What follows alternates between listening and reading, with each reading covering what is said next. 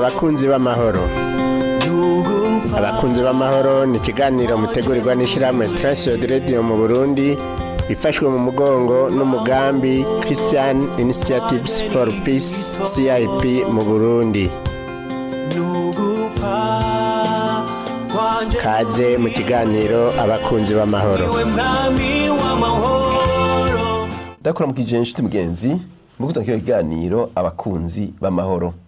Muri kino kiganiro nuno munsi bikumwe na Rudasimana Rakiza, twaturikiwe n'umutumire twari kumwe gano giheruka Remy Habyarimana, aho yatuganiririye kuvyerekeye ubumwe bw'abarundi, aho twaravuze icari cyo ubumwe bw'abarundi, kandi twaravuze n'ingene bwoboneka, n'ingene buseruka mu bice bitandukanye by'ubuzima bw'igihugu. Rero no munsi turi kiri kumwe, rero turabaramukije ugira kandi mutumire wacu. Ndabaramukije kandi ndaramukije abariko baradukurikira. Yego me. Turongeye kubashimira ko mwitavye buno butumire kugira ngo twongeye tuganire kuvyerekeye ubumwe bw'abarundi. Kandi murazi yuko bigano giheruka twari kumwe, kandi abarundi nize ko bakuye ibitari bike. Ariko kandi nkuko byama bigenda, ari umuntu avuga ati none abo bantu ko jewe ntabaye hafi bavuze iki muri ubwo bumwe bw'abarundi. Mbega twobibutsa icyo twaraganiriyeko. Ego cyane. Mu kiganiro giheze twaragerageje kurabira hamwe icyo twise ubumwe bw'abarundi, tuvuga yuko ari ijambo ritamyeho kuko abantu ntibamye mu Burundi bafise imigwi barimwo, kuko ubumwe bw'abarundi bwagize ikibanza igihe cabonetse neza yuko abarundi bagiye mu migwi itandukanye ibatandukanya, kandi itandukanya n'ibitari bike mu buzima bwa misi yose. Byaciye mu ntambara, byaciye mu kwicana, byaciye mu kwibana, hanyuma hageze igihe rero bagira bati twobivamwo, baza rero gutora ko bovuga ubumwe bw'abarundi, ko abarundi bakwiriye gusenyera ku mugozi umwe. Ari ibi rero twabonye yuko byashitse ku masezerano y'ubumwe bw'abarundi, aha turi mu 1991, mbere bikagira n'icibutso c'ubumwe bw'abarundi dufise hariya hejuru y'igisagara ca Bujumbura. Hanyuma mugabo kandi byarabandanije kuko n'igihe haba amasezerano, ico novuga amasezerano y'abarundi yasinywe mu 2000 i Arusha, naho nyene byari muri ubwo buryo. Mugabo kwari kuvuga yuko si jambo ryiza ryo kwifuza ko gihugumaho, kuko ubumwe buvugwa canke bwifuzwa kuko habaye amacakubiri canke amacakwinshi niba byoshoboka. Hanyuma duca turerekana rero yuko aho badaburiko baravuga kenshi ubumwe bw'abantu baba mu gihugu, nuko bashikiriye ahantu abantu bubahana, umwe wese azi uburenganzira bwiwe n'ubw'abandi, kandi ntibategereza gukundana, ko twarabibonye yuko abana bubahana mugabo atawuja kurengera karimbi uwundi. Akarorero twatanze n'abantu batwara ibigendesha mu mwibarabara ko igituma hataba amasanganya nuko bubahiriza amategeko agenga ibarabara, kandi abo ntibategereza guhura ngo baramukanye, ntibategereza guhura ngo bagwane mu nda, mugabo ukurikije amategeko amenya ingene ubisa uwundi, ukubahiriza amategeko yose, muzovugana ari uko mugiranye isanganya. Mugabo mutagiranye isanganya, umwe aragenda agashika iyaje, undi akagenda agashika iyaje, ntutegereza mbere no kuramutsa uwo muhuye. Nuko rero n'abarundi nifuza yuko boshika ahantu babana, umwe wese akora ivyo yifuza mu kubahiriza amategeko y'abandi, hanyuma ntarondere yuko jenza kumugwa mu nda kuko ntibikenewe. Ari umugenzi dukundane, mugabo atari umugenzi yibera imakamba jembe mu Kirundo, hanyuma mugabo ndamwubahiriza. Ivyo rero bizova mu mategeko agenga ingene ubutunzi bw'igihugu busangirwa nabo mu gihugu bose, kandi abarongozi b'igihugu akaba aribo baje imbere kubahiriza ayo mategeko. Ego murakoze cyane. Muri ubwo buryo rero tugomba kuvuga kuvyerekeye izi ngaruka tuvuga z'ubumwe bw'abarundi canke ubwo bumwe. Mu gano giheruka nabaje ngo twungutse kice twokunguka iki, aho Bujumbura ati mbega bavuze ngo twahombye iki. Mwabaje ico twungutse ngira nahubwo ntaco twungutse uretse ico twahombye. None muri ubumwe mu bisata bitandukanye twobushira mu ngiro gute? Umbabarire nkuko nabivuze, jewe sinizera kandi sinemera yuko dufise ikibazo c'ubumwe dufise ikibazo cyo gutunganya ingene tubana. Ico rero nkuko nabivuze gica kigira inkurikizi mu bisata by'ubuzima bwa misi yose vyose. Ndaguha akarorero. Igihe ikibazo c'amoko kibereye muri kaminuza. Kaminuza n'ahantu hari incabwenge zica zija mu bisata bitandukanye by'ubuzima bwa misi yose. Umunyeshuri asohotse agacaja kwigisha mu mashuri yisumbuye yonse ubwo ubugizi bwa nabi kabwonkera muri kaminuza. Aca agenda muri ya mashuri yigisha indera bigisha nayo bajya baca baja kwigisha mu mashuri mato mato. Hanyuma nabakabonsa ubwo bubi iyo nkozi y'ikibi uko kutafata abantu kumwe uko gutanga amanota ukurikije ibinabiriya. Noneho uriya mwigisha nawe ahejeje amashuri ndera bigisha agacaja kwigisha mu mashuri mato mato. Noneho nawe gaca bigira mu mashuri mato mato. Ucubona rero igihugu gipfuye kuva kwisonga gushika hasi. Inyigisho ubuhinga bwo kwigisha bwose bamaze kurogwa. Abantu rero bagaca bakura umenga n'ivyo bonse kandi nta kuntu rero ashitse mu bucamanza atazobikora. Kuko niba yavyize kuva mu mashuri y'intango muri yisumbuye muri kaminuza ugomba kwaja guca urubanza gute ivyo bintu atabikoresheje. Niki gituma rero imanza zidahera mu Burundi. Kuko niba yahejeje kukubera yatanze amafaranga ngo bamuha amanota. Niba bayamuha byamunaniye mugabo bakayamuha kukubera bava hamwe. Niba byamunaniye mugabo bakayamuha kukubera bamenye ko bari mu mugambwe umwe canke bari mu bwoko bumwe. Ibyo byose acagira ati nico campaye aca ategerezwa kuja kugikoresha kuko umugana abarundi bavuga ngo wimbura ico warimye. Ucuja mu buzima bwa misi yose. Umunyeshure rero uko yizabona bigisha bamufata niko azokora mu buzima bwiwe afata abantu. Umunyeshuri uko abonye bamufata ariko ariga niko aja gufata abantu nyashika mu biro. Kujya kuntu mwigisha daha agaciro umunyeshure akamucira mu maso kukubera atamubarira ngo wenda kwanka kuko tutava hamwe tudahuje ubwoko tutari mu mugambwe umwe mugabo akavyerekana mu ngiro. Umwana arabibona akura bibona. Ashitse mu biro rero usanga bijya yiza ari bya cakora. Ashitse mu buzi bwa misi yose haba akora hose nizo ngorane zica ziba. Niki rero cyo usanga mu buzima bwa misi yose tutugira ibibazo ugasanga umuntu hageze ikintu akenera mu buzi kanaka mu ntwaro ibintu bita administration arakubarira ngo hariya sinojaye kuko ntawe nziyo. Ni ibintu biteye isoni. Ugasanga n'igihe ugiye mu bitaro ubanza kumenya ngo mbe ntawoba azinanye na muganga kanaka. Ubumwe bw'abarundi rero buja mu bisata byose nariko ndavuga muri ibi bisata by'ubucamanza. Nukuwerekana yuko mu byukuri abacamanza ugombye ko bahinduka kuko bariko baraca imanza. Utabigishije guhinduka bari mu mashuri mato mato ngo bahinduke bari mu mashuri yisumbuye bahinduke bari muri kaminuza hose babone ko bariko bigishwa ubuntu. Nabo bazokoresha ubuntu mu kazi. Mugabo bariko bigishwa ubukoko ndavyituko bizotuma no mu gukora kwabo baca bakora nkuko tubona ibiriko biraba. Ni mu bucamanza ni mu bwigisha ni bariya bari mu biro ivyo byose bica bituma tubaho nabi. Ivyo rero nibyo bica bivyura ko tuguma tuvuga ngo ubumwe bw'abarundi mugabo mbarira ingene nza kubarira ubumwe bw'abarundi ubuncira urubanza. Bigenda gute ibyo ntibishoboka. Mbarira ingene nza kubarira ubumwe bw'abarundi umwigisha muri kaminuza ariko ararenganya. Ntibishoboka. Nukuvuga ko duca tugaruka mu byo twavuze mu kiganiro giheruka amategeko ahari nareke kuba mu bipapuro niyigishwe.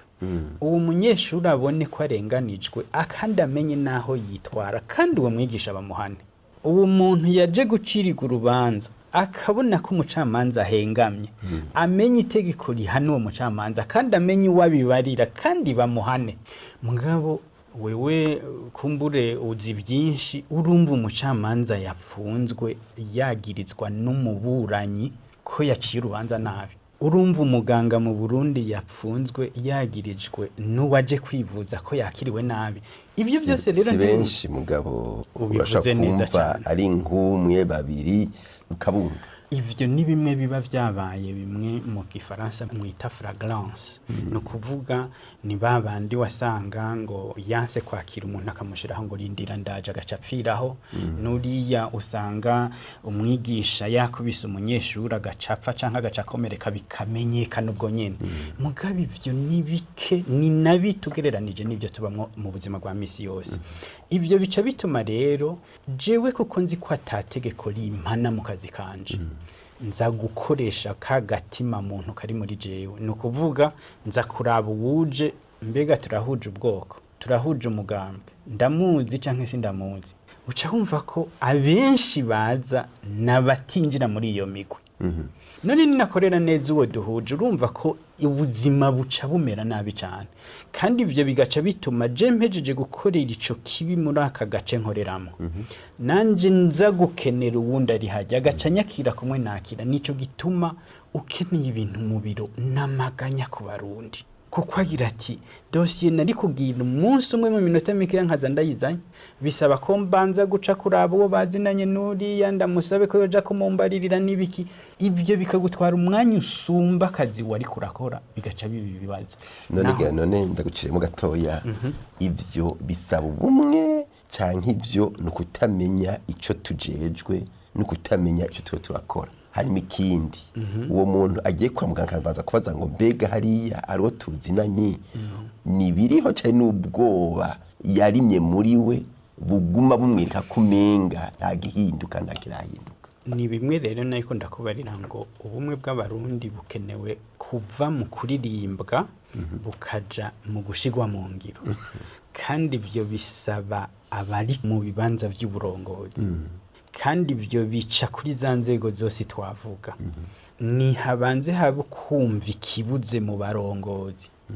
bace bashiraho amategeko ahana batariko barabikurikiza kandi bigishe n'ababaho mu buzima bwa misi yose muri ivyo aho barega abariko barabirenga kuko hanse kubikora ku neza nihajeho bimwe vy'ugutegeka abantu ko babikora kuvuga kubahana no kuvuga iki twatanze akarorero ko mwibarabara yuko haba amasanganya make kuko benshi bagerageza kubahiriza amategeko y'ibarabara hobaho rero ukubahana kuko benshi bategetswe kubahiriza amategeko y'ubuzi bwabo mugabe ivyo rero bicakure singingo umukuru w'igihugu afata no munsi ngo guhera no munsi ibice bigenduko ni bimwe rero navuga ko nibihere muri kaminuza abigisha ba kaminuza nibo bahinga dabambere dufise niberekane ko bariko bakora mu kubaho ayo mategeko hareke kuba abanyeshuri bavuga ko barenganijwe mu buryo bucanka ubundi kandi mu bisata byose kuko urumva bamwe bavuga ngo ntibaronka ivyumba handi muri kaminuza y'u Burundi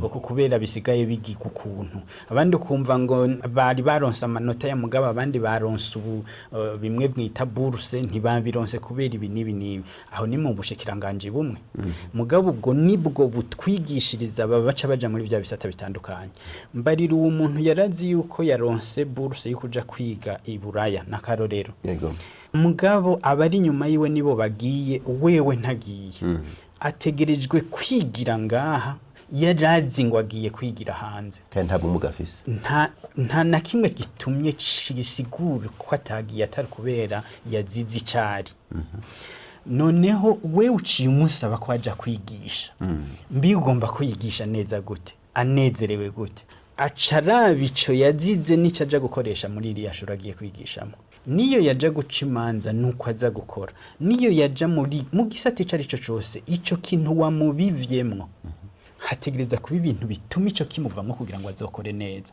nukuvuga rero mu burongozi hatabaye gukira ivyo bibazo dufise ntitubirondere mu bucamanza bw'intango canke n'ibindi kuko uriya ariko akoresha ivyo bamuhaye ivyo bamureresheje ivyo bamwigishije aha rero no kuvuga ngo kugira ibi bintu bihinduke si ibintu bifata umwanya mutoya ni ibintu bifata igihe kirekire mugabo bihereye ku ngingo zifatwa kandi zikubahirizwa abarongozi nibumve ko hari ingingo zitegerezwa guhana bariko barakora amakosa mugabo kandi bazikurikize, ariko na cane cane abo nyene aribo batanze akarorero. Ivyo rero urazi ko ari byo bica bitugora mu Burundi. nivyo nyene bigoye.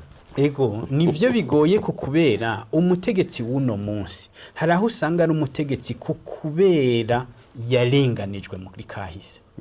Uwo rero ataciye agirirwa ibyo no kwita inyigisho zihuta kugira ngo bagerageze gusa nk'aberekana yuko atobandanya arongorwa na kariya gatima kuwagiriwe nabi. Ugomba ko bica bigenda gute kuko nivyo yonse nivyo yakuriyemwo, amaso afise niyarabisha, ubwenge bwagizwe kuriya nibwo arimwo. Nuko tutangura kumva yuko abenshi dufise bonse akarenganyo. Bonse akarenganyo hariho ico gikorwa gikenewe cyane ko barongozi kwemera ko hariho imyaka iheze itari mike twabayeho nabi. Bonyene bagira ati ntitwubandanya rero tubeshaho nabi abo turongoye. Bonyene babanze bagire ivyo no kwita gukira canke kwikiza, kurondera gukira bonyene ubwabo. Kuko ibihugu byose bica mu ntambara nk'izo twaciyemwo hariho intambuko ikenewe itegerezwa kuba twe tutarajamwo.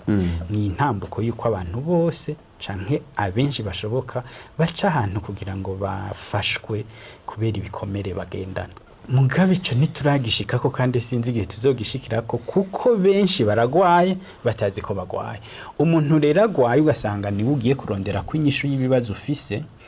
Ni nkuko wovuga ngo ngiye kwivuza ku muntu agwaye ari mu bitaro ukaja kurondera kuvugwa n'umuntu nawe ariko araniha ko kubera agwaye. Nico kibazo rero sinovuga ngo biragoye gose ntaho turiko turaja, mugabo ko dutanguye kubivuga. Ko dutanguye kumva ko bumwe bw'abarundi atari indirimba ahubwo ari ibikorwa. Nibaza ko araho dutanguriye tuzoticika ahantu dushobora kubiva. Reka tugaruke inyuma gatoya. Umuntu ajejwe amabanga ahanini hari usanga nyene afite ibikorwa vyinshi. Kumara indwi yose canke iminsi 3 ariko arigishwa harashobwa ati noneho biratembagara. None ninde ategura izo nyigisho? Ninde yo kwigisha uwundi? Mbega bigisha twobakura hehe mu Burundi hanze? Tugira tubakure hehe? Kuko formation cyangwa kwiga byaba bikenewe iminsi yose kandi gukugwamwo umururazi umuntu yabibwemwo byaba bikenewe iminsi yose. N'umwana akubiswe n'umuvyeyi akura nyene nabi watazokoroherwa bakubitwa kuko yarabonye samukubita. Uwakuze abona sakubita umugore akubita nyina wiwe azi ko ariyo ndero yo kugira ngo urugo rugende neza. Nabazohava agenda ashire mu ngiro akubita umugore wiwe asange noneho ariko asambura urugo. Twigishwa nande twufata umwanya wiwuhe nkuko uri kurabivuga ubona byogenda gute? Murakoze cyane. Hariho umuhinga umwe yavuze ngo umuntu adashaka kwiga naho ukora ibishoboka byose ntuzoshobora kumwigisha. Mugabo umuntu ashaka kwiga naho ukora ibishoboka byose ntuzomubuza kwiga. Mu yandi majambo ushaka kwiga ntashobora kubura umwigisha, ntashobora kubura n'ingene yiga. Ikibazo rero kihari turagomba kwiga, ico ni cyambere. Ariko kandi mbere yuko tuja kubazanya ko tugomba kwiga ni nka kwa kundi bubaza ngo wewe ni nayo ngorane ubona turimwo kumbure mu byo tubamwo. Abaganga bafise ingorane zo kudutahuza ko dutegerezwa kuja kwipimisha atari uko tugwaye. Mugabo ari kugira tuje kuraba ko twoba tugwaye. Ariko urazi ko bigora cyane ni bakerera agira ati ndafashe programu yo kuja kwipimisha atagwaye. No kuvuga rero yuko hari ico cyo mu mutwe cyo gutegura kuja kwa muganga kitarinjira. Ico ni cyambere. Ica kabiri wabajije uti ibi byo kwiga kandi aba barongozi baba bafise ibikorwa byinshi ntibiyoshoboka. Mu byukuri ivyo sivyo kuko mu nteguro y'igihugu harimo ivyo bita formation en cours d'emploi. Yego. No kuvuga bitegekanijwe yuko umuntu wese mu gisata arimo hagera igihe akagira ihubugwa biri mu mategeko. Ego ahagera igihe akaja kwigishwa ibituma akora neza kurushirije ibyo akora. naha rero ndiko ndavuga mugabo cyane cyane abarongozi bobo bafise ubwo bushobozi bw'uko nahato hagarika akazi apanga mu masaha yiwe yo kubaho ugasanga arafashe niba ari amasaha 2 niba ari amasaha 3 ku munsi ashaka gukurikira ivyigwa kana akabara bikurikira erega n'ubu barabigira mugabo kibazo ivyo bagira nibihe nibiza kudufasha kugira ngo uko kubana neza kubayo kuko ubuho nta nicitwazo kubera ubuhinga bwa none butuma umuntu ashobora kwiga mu buryo butandukanye kwari kuvuga rero ngo ikibazo ahubwo mfise ngaho mbega turazi ko bikenewe ko tuvyiga kiri mu byo twibaza ko dukeneye bica bigaruka kuri hahandi umuntu atararyama kuko agwaye araja kwa muganga mu yandi majambo mbega turazi ko ingorane twaciyemo zadusize mw'ibiguma vyinshi bitavuwe abahinga rero barerekana ibitari bikeya bituma ivyo biboneka avuga ko abantu benshi baca barara badasinzire bakamara igihe badasinziriye niyo basinziriye bakarota nabi n'ibintu byinshi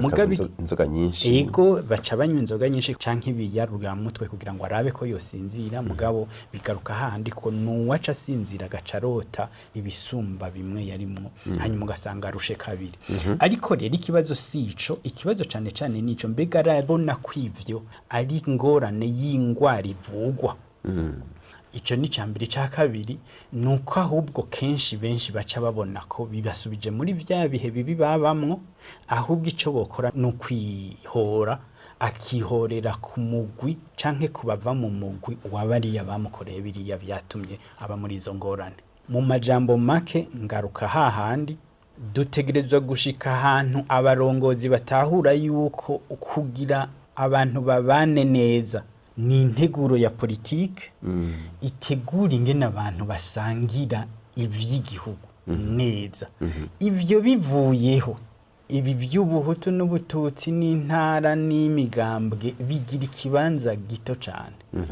mwakoze cyane nagira ngaruke kuri ijambo mwavuze ryerekeye ibikorwa ugasanga umuntu agiye mu buzi bunaka ntaronse ico yategerezwa hakiri kare ariko kandi umukuru w'igihugu y'Amerika aravuga ingene abantu bakwiye gukora hamwe anavuga ati none mugeneye ko ari jewe nza kwicara muri ivyo biro ngo ndabikore none ivyo tubishira muri ubwo bumwe bw'abarundi tubishira mu kudamenya ico dukora tubishira mu biki ko abantu twese uba warasabye akazi ukakaronka kandi ukabigiye kugakora twofata iki twobivuga ngo iki ngaruka hahandi n'amategeko ategerezwa gushigwa mu ngiro hanyuma abarongozi bakaraba ko utashize mu ngiro ahanwa kandi amategeko ntiyubahirizwa n'abantu bo hasi yubahirizwa n'abantu bo mu nzego zo hejuru ngaruka mwibarabara naguhaye ko akarorero nguma ndakagarukako ikigabanya amasanganya si umukuru wa BCR kuko abari mu biro mugabe ikigabanya amasanganya nuko ukoze ikosa bajya bari kuva kuri utwara BCR no kumanuka bose bamuhamagara bakamuhana uwadahanywe mwibarabara haca bakajagari mugabe igihazi yuko akoze ikosa za guhanwa bica bituma umushikiranganje ari nyuma yanje jewe umuntu mutoya turi mu muduga amenya ko hari amategeko agenga uri nyuma y'uwundi akarindira nkarengana nkamwereka iyo nkatira nibiki kugira nawe arengana mugabe igihavuze ngo ni jewe ndumushikiranganje agaca nciruhande aza kuzibira bariya baje haca bakajagari mwibarabara uku kubahiriza amategeko yo mwibarabara rero bituma abantu bose mwibarabara bagenda mu mahoro ibi rero tubifashe tukabiterura tukabishira mu biro ni wewe uri mu biro utegerezwa kubahiriza ingene mu biro bigenda mugabo niyo mu biro waronka telefone nkavuga ngo ni naka bigaca bibuko nyene bakaba abaciruhanda aribo bagira ibyo ugomba kujya amaza amasaha imbere y'urugi abiri agenda nezerewe ntibishoboka mugabo wari ku rugi yoba afise ahantu acashira bimwe bita boîte à lettres agaca agira atahanda hamaza amasaha abiri kandi hinjiye abantu barenga 6 banca imbere hanyuma uwo muntu hakaba hariho umubaza igituma ivyo bigenda gutyo irika niko bigabanuka naho rero je mbona ko agahaze subumwe bw'abarundi kuko ntituzoshikaho abarundi bakundana bose ntibinakenewe. Nukubahana kw'abarundi. Kubahana kw'abarundi rero bica muri uko gutunganya ubutunzi bw'abarundi bumeze gute, ibyo abarundi bafise ku burenganzira bigenda gute, ubirenze ko ahanwa gute. Aho uzosanga rero n'itariki 5 z'ukwezi kwa kabiri zibagirwa mu bantu, kandi ntawe uzosaba ngo hari ico twibagiye, kuko ntikizoba kigikenewe. Umuntu agomba gusa ko yubahirizwa mu mateka yiwe, mu vyo afise ku burenganzira, kandi nawe akubaha mugenzi wiwe. Aho ubumwe bw'abarundi buzoba bubayeho. Kumbure twari kubandanya ariko amasari karagenda. Mbega mu butunzi hoho, mu butunzi ibi turimwo bizotuma dutera imbere nkuko vyategerezwa? Ntivyoshoboka ko dutera imbere, kuko erega uwo utakiriye n'ingoga harahari we yarazanye inyishu z'ibibazo ufise. Ugiye muri bank wifuza umurongozi wa bank, mugaba bakakubarira ko muri bank hoho barakira, reka dufate mu bushikiranganje kanaka urondera umuyobozi mukuru. Uragiye muri secretariat bakubariye ngo uri kuri rendez-vous, oya mwombarira igihe yakirira ngo uza mwavuganye, ntufise telefone, niyo yatse bacakubarira ngo ya ngo ntatwemera ko dutanga telefone.